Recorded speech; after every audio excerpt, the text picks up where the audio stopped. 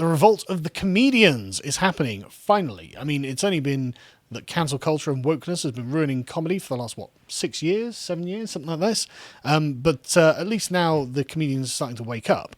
So we'll go back chronologically backwards on this. Never mind cancel culture for the UK, it's the law. Oh, well, yeah, I mean, obviously. So. But in America, where you have the First Amendment, you still have cancel culture because that's non-governmental. But anyway, so Chris Rock... today, or probably yesterday, came out and said, well, cancel culture is creating an unfunny and boring source of materials from comedians. He was on the Breakfast Club radio show, and he says, it's weird when you're a comedian, because when you're a comedian, when the audience doesn't laugh, we get the message. You really don't have to cancel us because we get the message. They're not laughing. Our feelings hurt when we do something and people aren't laughing. We get it. I don't understand why people feel the need to go beyond that. You know what I mean? Honestly, to me, it's a disrespect. It's people disrespecting the audience. Like, oh, you think you know more than the audience. Well, these people definitely think they know more than the audience. The audience knows more than everyone, okay? But, hey, some things don't need to be said.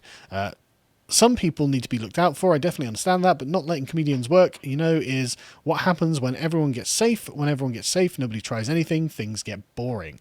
Everyone's scared to make a move, said him, sorry. He carried on, that's not a place to be. We should have the right to fail because failure is a part of art. Which is a great point, but he's sort of missing, there's a good surface point. But beneath that, you have the actual substance of it, and it's a vindictive mob on social media that are radically left-wing, have a really firm set of political orthodoxies, and are victimizing comedians that they think are breaking these boundaries. But these boundaries aren't something that people should have to adhere to because they weren't elected. No one, there was no consensus to put these in place. This is just an angry mob on Twitter. It's no different really to a lynching. But anyway, so going back 2 weeks, Dave Chappelle said basically the same thing on Joe Rogan. Of course, Joe Rogan recently got in trouble saying, white men are going to be silenced. Yeah, well, that's what everyone's saying. It's not just Joe Rogan. But Dave Chappelle... SJW is saying. Yes, JW is saying, we're going to silence white men. So Chappelle says, I'm very lucky, when he was on Joe Rogan's podcast, incidentally, 2 weeks ago, I'm very lucky to be able to see people who are great up close, even on this podcast, blah, blah, blah. But artists and creators all struggle with these things and bellyache about decisions. I hope none of these people are contest winners. They all work very hard. I hope we all survive it. That's why cancel culture bothers me. I'm not even opposed to the ideas behind some of these cancellations. I get it. And then Joe Rogan says the inclination, all of it, is to make the world a better place, before adding the power of social media and public shaming has gotten abused and misused by the wrong people, and bad actors at the end of the day think what they're trying to do is eliminate the bad aspects of our culture, which incidentally is the moral reasoning for things like constitutional rights. The reason we have these rights, sure, you might have a dictator who's a wonderful dictator, like on Twitter, Twitter dictator. He's a wonderful guy. He's benevolent. He goes around doing great things. But then he dies or is overthrown and is replaced by someone who is awful, who is evil, who goes around victimizing people, and that's what they're talking about. It's all well and good saying, well, they're trying to do good. Yeah, sure. Who cares? If they're hurting people in the process, imagine, I don't know, just a hero who tries to do good but constantly is killing people. It's like, well, okay, look, I appreciate the sentiment, but just stop. Just stop. And that's what they're getting to. I mean, I object to the idea that they're trying to do good. Well, me too, but these people are, embedded in that kind of culture, and so that's going to be the perspective that they have. I think they're being very generous, but maybe they're kind of watching their words because how these things are going. But anyway, yeah, the point is, even Dave Chappelle's like, well, I hope we'll survive it, and he says, I'm not even opposed to the ideas behind them. So he admits that there is a set of ideas behind cancel culture, and it, of course, is wokeness. Let's carry on. Ricky Gervais, back in August 2020, said, cancel culture is not good. Trying to get people fired because you don't like them is not cool. Everyone's got a different definition of cancel culture. If it's choosing not to watch a comedian because you don't like them, that's everyone's right. It's not cancel culture. But when people are trying to get someone fired because they don't like their opinion about something that's nothing to do with their job, that's what I call cancel culture, and that's not cool. And that's right. And it's not just being fired, it's obviously being deplatformed from various social media, from any kind of other, back-end things, getting your bank account eventually deleted like Trump got.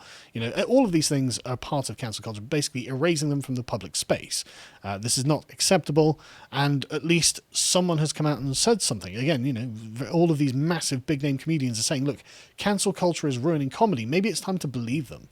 Who else is going to have a better knowledge about this than these massive major comedians? I mean, special praise to Ricky Gervais because he's been solid throughout this. He has. He backed Dank when this first happened, and he was one of the very few that did. Him and David Baddiel were the only notable comedians I could think of that had actually come out and said this. A load of the left-wing comedians rounded on Dank and were just saying, "Oh, you're a bad person, you're a bad person," and abusing him on Twitter. But, of course, Dank lives for that kind of thing, so he enjoyed it. But this, again, it's no secret that it is left-wing ideology behind this. He says, I did a tweet a few months ago about freedom of speech, quoting Winston Churchill. Someone came back with, "You know he was a white supremacist." Don't care. Well, A, don't care, but B, what political affiliation is saying that? It's not the Conservatives saying that. You know, it's not even the Maoists saying that. You know, it's the woke leftist idiots saying that on Twitter. And so we know that this is a product of wokeism. They're the only people who give a damn about white supremacy because no one else defines it in the same way they do. But anyway, yeah, so at least Ricky Gervais was basically like, look, you're allowed to have things in common with bad people as long as they're not the bad things. I'm a vegetarian and I love dogs like Hitler. But the only thing I have in common with Hitler are the good bits. Ricky Gervais, Hitler had good bits. Obviously, he's not endorsing Hitler, and this is a fair point. It's just they're going to take this the wrong way. But that's the point. It's a little trap for them to fall in and go, look how stupid they are. Yeah, exactly.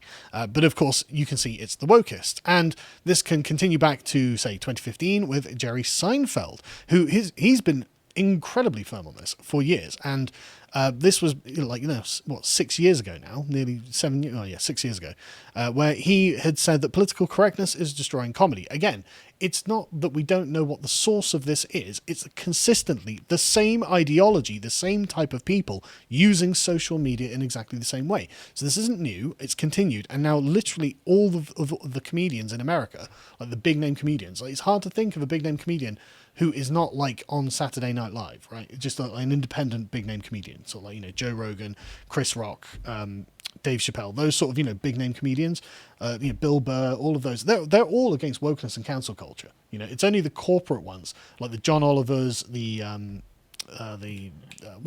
Saturday Night Live type hosts. Stephen Colbert. Yeah, Stephen Colbert, and the Trevor Noah. Yeah, and the really unfunny ones? Jimmy Kimmel. Yeah, Jimmy Kimmel. Those God, I love how that came to mind instantly. Yeah, exactly. It just like he never told a joke in his life, basically. But you've got the corporately owned comedians who have their regular TV shows. They all agree with wokeness. They all agree with cancel culture. They're completely controlled.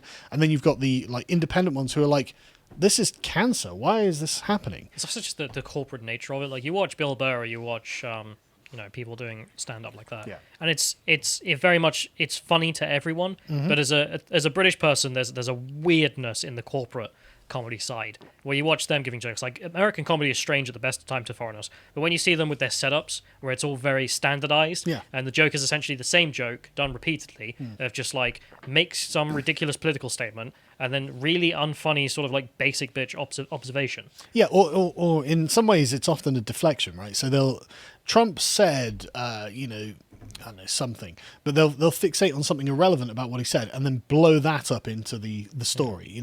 He said this, like the Rudy Giuliani stuff, right? Rudy Giuliani is saying that X happened with the election. Okay, well, is that relevant? No, I don't know, but he had hair dye here. Oh, let's talk about the hair dye. Is that the important part here? It seems that there may have been something a bit more pertinent going on, but of course we can't talk any more about that. But anyway, so yeah, Seinfeld in 2015 had said, look, this is getting out of hand. It's political correctness is destroying comedy. And he was being interviewed by a chap called Colin Cowherd, and he asks, does this climate worry you now? And he says, well, I don't play colleges. I hear a lot of people tell me don't go near colleges. They're so PC. My daughter is 14. My wife says to her, well, in the next couple of years, I think maybe you're going to want to hang out around in the city more on the weekends so you can see boys. And his daughter replies, that's sexist. Yes, I suppose it is. I mean, if that's how you view it. Young women probably want to hang out with young boys. They don't. They just want to use these words. That's racist. That's sexist. That's prejudice. They don't even know what they're talking about. Does it hurt comedy? He's asked. Yes, it does. He answered seriously. To me, it's anti-comedy. It's more about PC nonsense. So again, there's absolutely no doubt in anyone's mind here. I think that, of course, this is about wokeness.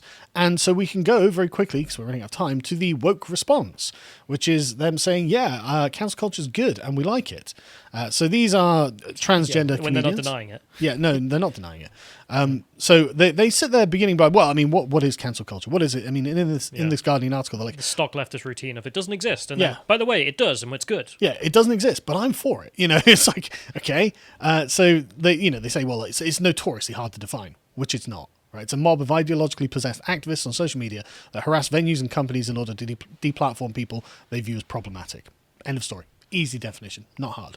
But anyway, yeah. So they claim, there's no such thing, and they get like a comedy historian, as if such a thing ever needed to exist, called Cliff Nestoroff, who says the phrase cancel culture is useless. It lumps everything together, dismissing valid and invalid concerns.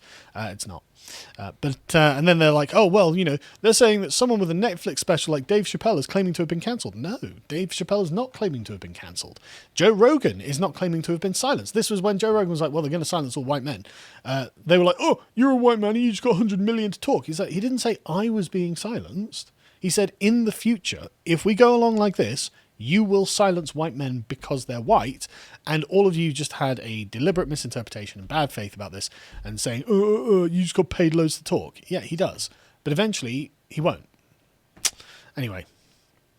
So anyway, we've got various other complaints from them going, white men are getting all this money to talk. I'm not even just white men, in fact, just men are getting all this money, and I deserve some of that money because I suck. But they're getting money for being funny. I should get money for being unfunny. Yeah, that's exactly what they're saying, right? And it literally is, but then they get to a bit in this article which is amazing, right? So they sit there going, Chappelle can't complain. Shane Gillis was fired from SNL after his jokes on podcasts were deemed racist. Louis C.K. lost the Netflix special and movie distribution for his behavior with women. It's like, right. So actual examples of cancel culture. So cancel culture doesn't exist, and they're for it, and it's happening, but it's not happening.